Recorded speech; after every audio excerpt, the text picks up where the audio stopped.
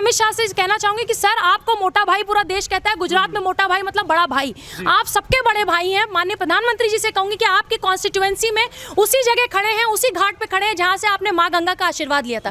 तो आज अर्नब गोस्वामी की सुरक्षा उस जेल में करने की जिम्मेदारी केंद्र सरकार की है और हमारी जो निराशा है वो भी केंद्र सरकार से। लेकिन मैं फिर भी कहूंगी कि अगर आपको आज भी देख तो लिया हमने महाराष्ट्र में कि जहां ये गाड़ी सरकार है और आज वहां राष्ट्रवाद की सरकार नहीं है, तो वहां क्या हो रहा है। तो हमें अगर आज भी वोट देना है तो हम आज भी प्रधानमंत्री को वोट देंगे। महाराष्ट्र सरकार मुर्दाबाद, सोनिया गांधी मुर्दाबाद, सोनिया गांधी मुर्दाबाद।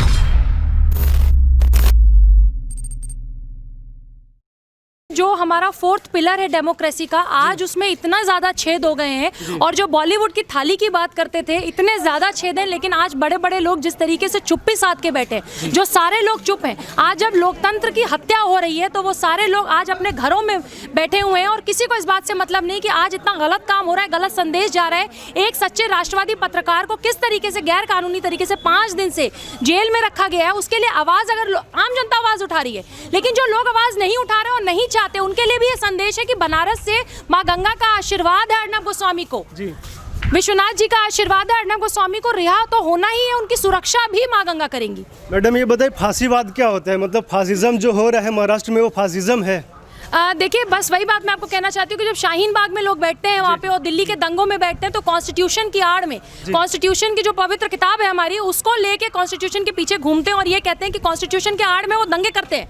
लेकिन आज जब सच में कॉन्स्टिट्यूशन खतरे में है तो वहाँ बोलने के लिए लोग नहीं आते हैं। कितना सेलेक्टिव एजेंडा है कि आपको किसी जगह बोलना है, किसी जगह नहीं बोलना है। बड़े बड़े पत्रकारों के जो भाई हैं, जो बलात्कारी हैं, जो बिहार में चुनाव लड़के आ रहे हैं, चुनाव हार गए खैर वो कल, लेकिन वो लोग आज की डेट में अर्नब गोस्वामी को ये कहते हैं कि अर्नब जी का घर, ड्राइंग रूम इतना अच्छा था, वो देख के हमें लगा कि इतने साल हम पत्रकारिता कर रहे हैं लेकिन इतना बड़ा घर हम नहीं बना पाए। तो उनके लिए भी वो संदेश है कि जो सच्चा व्यक्ति होता है उसको तन मन धन से आदमी सपोर्ट करता है, जनता सपोर्ट करती है, लोग सपोर्ट करते हैं। आज जो लोग उनके सपोर्ट में नहीं आ रहे और खुश हैं कि अर्नब गोस्वामी को जेल जाने से टीआरपी भी गिर जाएगी और रिपब्लिक भारत बंद हो जाएगा। रिपब्लिक भारत कभी नहीं बंद हो सकता। आप ये देखिए, छोटी सी बच्ची मेरे साथ खड़ी है, महिलाएं, युवा मेरे साथ खड़े, ये सारे वो लोग हैं जो अर्नब गोस्वामी के लिए स्नेह रखते हैं, प्रेम रखते हैं, प्यार रखते हैं। हर आदमी अर्नब गोस्वामी में अपना बेटा, अपना भाई, अपना परिवार का व्यक्ति ढूंढ रहा है। तो इतने लोगों की आवाज है अर्नब गोस्वामी। जिस तरह से लोग कह रहे हैं कि सत्य जो है परेशान हो सकता है, लेकिन जिस तरह से अर्नब गोस्वामी के केस में देख रहे हैं कि परेशान किया जा रहा है, तो सत्य पराजित भी हो सकता है। मैं नहीं मानती, मैं हमेशा मानती हूँ कि सत्य जो है उसको परेशान किया जा सकता है। वाकई ये परेशान कर रहे हैं, लेकिन पराजित नहीं हो सकता, क्योंकि भगत सिंह को भी जेल में रख के जिन लोगों ने ये सोचा था कि देश को आज़ादी नहीं मिलेगी, आज़ादी तो मिली। जिस तरह से रानी लक्ष्मीबाई की भी हत्या करा के साजिशन के तहत, लेकिन इसके बावजूद देश तो हमारा आज़ाद हुआ। तो अर्नब गोस्वामी को तो आज नहीं तो कल बेल मिलेगी। लेकिन आज मेरी, हम सब की उम्मीद है, हम सारे लोग यहाँ पे इसलिए क्योंकि 10:30 बजे से कोर्ट की सुनवाई शुरू हो गई है और मुझे लगता है कि अर्नब जी बब्बर शेर थे, शेर हैं और शेर रहेंगे। और फिर उसी अंदाज में हो सकता है आज शाम को 7 बजे पूछता है भारत में, वो फिर पूछे कि अर्नब गोस्वामी से लोग डरते क्यों हैं। न्यायपालिका पे क्या कहेंगे मैडम? जिस तरह से न्यायपालिका काम कर रही है कि किसी देशद्रोही को भी 2 घंटे में जमानत दे देती है, संडे को भी कोर्ट खोलती है, रात को कोर्ट खोलती है, लेकिन अर्नब के लिए फुर्सत नहीं है। देखिए, न्यायपालिका पे टिप्पणी नहीं करूंगी, लेकिन एक बात जरूर उनको कहूंगी कि सर, देश की जो जनता है वो अदालत की तरफ देखती है। जहां सब चीजें फेल हो जाती हैं वहां हम ये सोचते हैं कि न्यायपालिका से न्याय मिलेगी। अगर उन लोगों को जो हिट एंड रन केसेस में और बहुत से केसेस में 15 साल से बेल पे हैं और हो सकता है आने वाले समय में 15 साल और आगे बेल पे रहें, तो क्या अर्नब गोस्वामी ने इतना बड़ा गुनाह किया है जो गुनाह साबित 2018 में नहीं हुआ? आपको सबूत नहीं मिले 2018 में, वो केस बंद करना पड़ा वहां की पुलिस को। अब वो केसेस कौन से हैं और वो कौन सा एविडेंस है जो अर्नब गोस्वामी के खिलाफ आज ढूंढा जा रहा है ही नहीं एविडेंस। लेकिन अर्नब गोस्वामी को सिर्फ फंसाना है, इसलिए एविडेंस भी ढूंढे जाएंगे और अर्नब गोस्वामी को तंग करना एक ही एजेंडा है कि रिपब्लिक भारत को बंद करना है। इनका एजेंडा यही है। मैम भाजपा पे क्या कहेंगे? भाजपा पे लोग कह रहे हैं कि थूकता है भारत। भाजपा जिस तरह से काम कर रही है, भाजपा को लोगों ने इतनी सीटें दी, एक पत्रकार को गिरफ्तार कर लिया गया, एक निडर पत्रकार को, तो भाजपा की कोई जिम्मेदारी नहीं है कि उसके लिए आवाज उठाए, कुछ करे? देखिए, मैं भाजपा की प्रवक्ता नहीं हूँ, मैं देश की प्रवक्ता हूँ, लेकिन ये सवाल आपने पूछा है तो मैं आपको जरूर जवाब दूंगी। बिल्कुल इस सवाल से भागूंगी नहीं, क्योंकि मैं यहाँ बनारस की वोटर हूँ। माननीय प्रधानमंत्री जी को हमने अपना अभिभावक, अपना गार्जियन समझ के वोट दिया है, तो प्रधानमंत्री से हम सवाल भी करेंगे, हम उनको वोट भी लेते हैं, आपसे हम लड़ेंगे भी। अगर आज देश में कुछ भी बुरा हो रहा है तो हमारी सुरक्षा की जिम्मेदारी माननीय प्रधानमंत्री जी की है, गृह मंत्री अमित शाह जी की है। तो मैं अमित शाह से कहना चाहूंगी कि सर, आपको मोटा भाई पूरा देश कहता है, गुजरात में मोटा भाई मतलब बड़ा भाई, आप सबके बड़े भाई हैं। माननीय प्रधानमंत्री जी से कहूंगी कि आपकी कॉन्स्टिट्यूएंसी में उसी जगह खड़े हैं, उसी घाट पे खड़े हैं जहां से आपने मां गंगा का आशीर्वाद लिया था। तो आज अर्नब गोस्वामी की सुरक्षा उस जेल में करने की जिम्मेदारी केंद्र सरकार की है, और हमारी जो निराशा है वो भी केंद्र सरकार से। लेकिन मैं फिर भी कहूंगी कि अगर आपको आज भी, देख तो लिया हमने महाराष्ट्र में कि जहां ये गाड़ी सरकार है और आज वहां राष्ट्रवाद की सरकार नहीं है, तो वहां क्या हो रहा है। तो हमें अगर आज भी वोट देना है तो हम आज भी प्रधानमंत्री को वोट देंगे। हम उनको वोट देके महाराष्ट्र में कभी नहीं बिठाएंगे जो हम देख रहे हैं, जो वहां पे हो रहा है। तो कई ऐसे राज्य हैं, कई ऐसी जगह है जहां पे लोग मनमानी कर रहे हैं। अगर आज वहां पे योगी जी के राज्य में बोलने की आजादी है ना, मैं उत्तर प्रदेश की बेटी हूं, आज मैं बोल रही हूं, लेकिन यहाँ की सरकार ना मेरा घर तोड़ेगी, ना मेरा मुंह तोड़ेगी, ना मुझे गाली देगी और बाद में नोटी बोलेगी, नहीं ऐसा कर सकती। तो बेटी हूं इस प्रदेश की, तो मुझे बोलने की आजादी है। लेकिन मैं चाहूंगी कि अर्नब गोस्वामी देश का बेटा है, भारत का बेटा है, भारत माँ का सपूत है, उसकी सुरक्षा की जिम्मेदारी केंद्र सरकार की बनती है। सर ये बताइए, रिपब्लिक भारत के वाइस प्रोड्यूसर को उठा लिया गया है, क्या कहेंगे उस पर? एक आतंकवादी की तरह उसके साथ व्यवहार हो रहा है। पहले तो ये है कि जो भी हमारे देश में हो रहा है इस समय, जो भी एक घटनाक्रम, आप एक केंद्र बिंदु पर है। केंद्र बिंदु बहुत ही क्लियर है कि हमें अपनी बात इस देश में रखने की आज़ादी है। जी। अर्नब गोस्वामी ने एक बिहार से गए हुए एक व्यक्ति के खिलाफ जो अत्याचार हुआ, सुशांत सिंह राजपूत का मामला, वो जो सामने लेकर आए, तो उस मामले में केवल सुशांत सिंह राजपूत शामिल नहीं है, पूरा अंडरवर्ल्ड को ने एक मुहिम वहाँ चला रखी है। उसके खिलाफ अर्नब गोस्वामी खड़े हुए, जो किसी भी पत्रकार में जो साहस नहीं था। तो एक पत्रकार जो कि उस एक तरीके से इस देश में जो हमारी संस्कृति को, जो आप पालघर में देख लीजिए, जो साधुओं के ऊपर हुआ तो भी कोई नहीं जो बोला, तो केवल अर्नब बोला।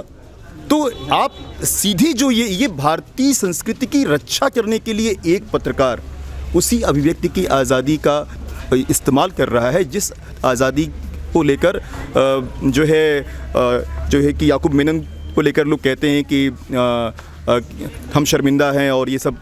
लेकिन इस देश में एक सच्चा राष्ट्रवादी यदि आज आपके लिए आवाज़ उठाता है, तो उसकी आवाज़ इसी तरीके से यदि दबा दी जाएगी तो कल कोई दूसरा अर्नब गोस्वामी नहीं खड़ा होगा।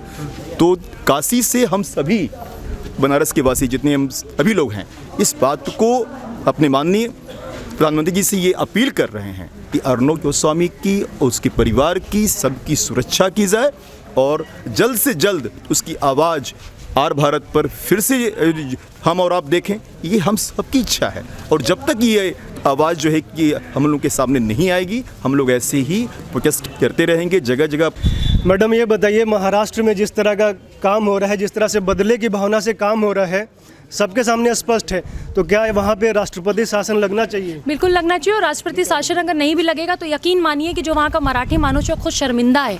वो ये कह रहा है, वो कौन सड़क पे उतरेगा? आज जो महाराष्ट्र में सड़क पे उतरेगा उसका जबड़ा तोड़ देंगे, उसका घर तोड़ देंगे, उसका ऑफिस तोड़ देंगे, उसके परिवार को उठा लेंगे। आप खुलेआम गुंडागर्दी महाराष्ट्र में देख रहे हैं। उत्तर प्रदेश थोड़ी ना कि जहाँ जिसकी मर्जी आए वो योगी जी को कुछ बोलता रहे, प्रधानमंत्री को दिल्ली में कुछ बोलता रहे, चैनलों के बैठ के प्रधानमंत्री को गालियां देता है, अमित शाह जी को गाली देते रहे, गृह मंत्री को गाली देते रहे। इसके बावजूद उनके ऊपर एक्शन नहीं होता, क्योंकि बोलने की आजादी है। ये बोलने की आजादी महाराष्ट्र की सीमा तक खत्म हो जाता है।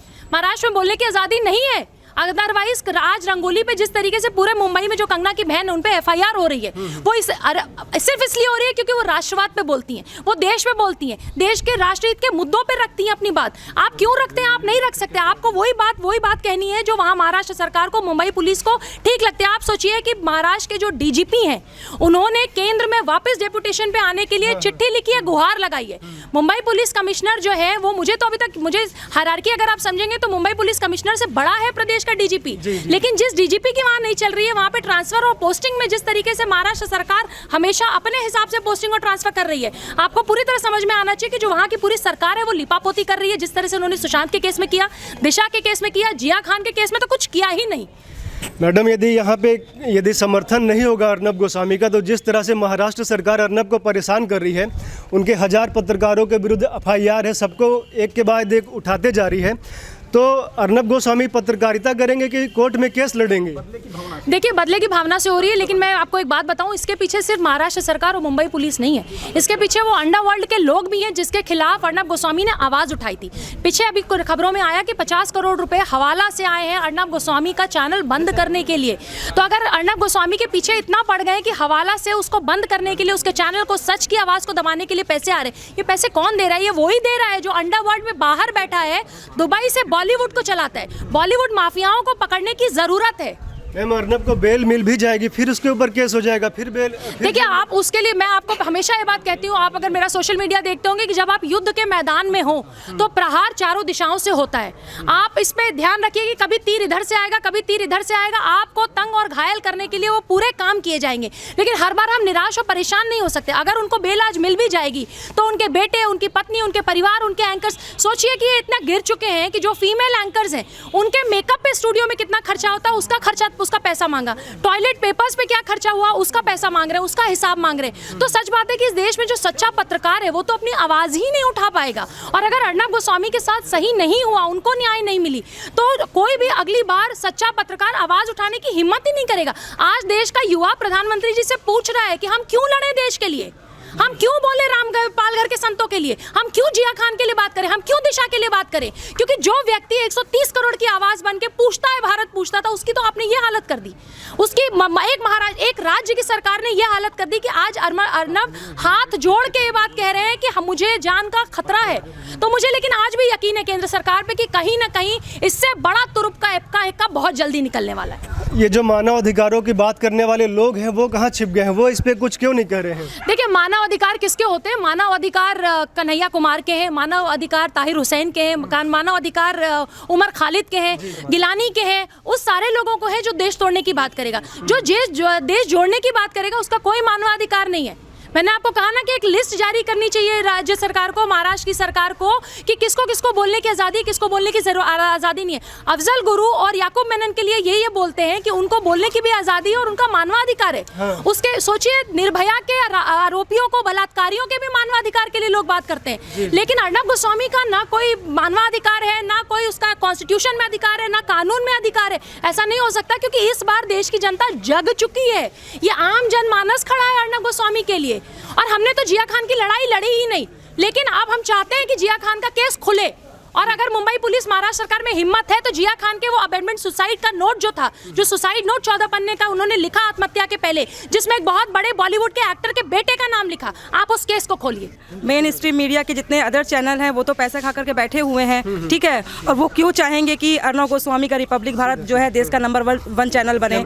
और कहीं ना कहीं वो नंबर 1 चैनल बन चुके हैं और उन लोगों के ऊपर कहीं ना कहीं खतरा आ चुका है। यही रीज़न है कि ये लोग जो है चाह रहे हैं कि किसी तरीके से अर्नब गोस्वामी को फंसाया जाए और रिपब्लिक को बैन कराया जाए। मैम, जो कांग्रेस के नेता का स्टिंग ऑपरेशन स्टिंग आया था, वो कह रहे थे कि हम लोग रिपब्लिक को बंद करा के रहेंगे, और काफ़ी हद तक लग भी रहा है, क्योंकि जब कल बिहार चुनाव हुआ तो सब चैनलों पे बड़े बड़े एंकर्स, रोहित सरदाना और जो बैठे हुए थे, अर्नब पे तो सुबह उन्होंने किया, फिर अर्नब की रिहाई को लेकर ही काम नहीं, स्ट्रिंग ऑपरेशन जो चला है वो तो अब ऑन एयर हो चुका है ना। हाँ। ऐसा तो नहीं है कि वो लोग अपने अंदर ही प्लानिंग की और अंदर प्लानिंग करके उसको जो है वो सफल कर देंगे। अब तो ये जनता के सामने आ गया है, पूरे देश की जनता वो उस ऑन एयर स्ट्रिंग को देख चुकी है, वो समझ भी चुकी है कि अगर इस तरीके से ऐसा होगा, यही रीज़न है कि हम लोग ने उस स्ट्रिंग को फॉलो किया, देश की सभी जनता ने उस स्ट्रिंग को देखा है। आज अर्नब की आवाज़ बनकर हम लोग इसीलिए खड़े हैं ना, क्योंकि हम लोग समझ रहे हैं कि ये अर्नब के साथ महाराष्ट्र की सरकार मिलकर के पूरी साजिश रच रही है। एक अकेला व्यक्ति सरकार से, शासन से कैसे लड़ सकता है?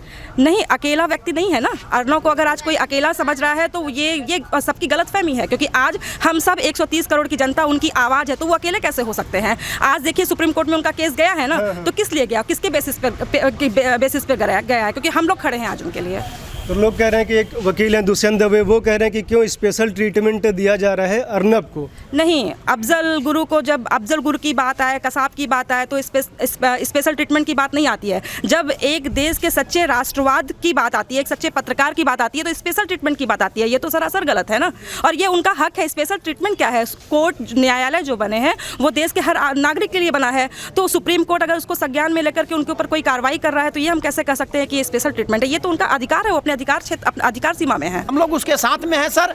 और इसमें जो है सोनिया गांधी जो है सरकार जो है, शरद पवार जो है, उनके बारे में हम लोग मुर्दाबाद कर रहे हैं। महाराष्ट्र सरकार जो है हिजड़ों की सरकार है, उसके लिए भी मुर्दाबाद करते हैं। महाराष्ट्र सरकार मुर्दाबाद, सोनिया गांधी मुर्दाबाद, सोनिया गांधी मुर्दाबाद। आप क्या कहेंगे सर, आप कहाँ से आए हैं? शरद पवार मुर्दाबाद। जी, मैं रहने वाला हूँ, बगल से ही क्षेत्रीय हूँ, बनारस का ही हूँ।